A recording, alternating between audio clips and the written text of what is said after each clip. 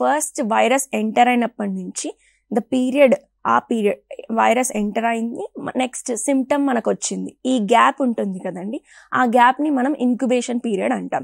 యూజువల్గా మన రేబీస్లో 20 to 90 days అని, ఇది ఫిక్స్డ్ కాదండి.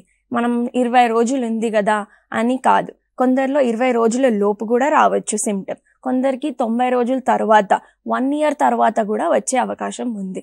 అయితే ఈ 20 days మనకి ఆ పీరియడ్లో మనకి ఏంటంటే ఫస్ట్ ఇమ్మీడియట్గా కుక్క కరిచినప్పుడు వెంటనే మనం వ్యాక్సిన్ తీసుకోవడం వల్ల ఆ వ్యాక్సిన్ అనేది అక్కడ మన యాంటీబాడీస్ ప్రొడ్యూస్ చేసి ఆ వైరస్ని చంపే అవకాశాలు ఉన్నాయి.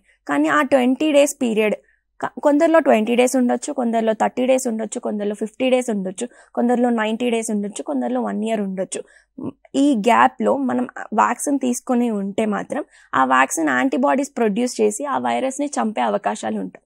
కానీ వన్స్ సిమ్టమ్ వచ్చాక మాత్రం మనం ఏమీ ట్రీట్మెంట్ ఆప్షన్ లేదండి. ఓకే.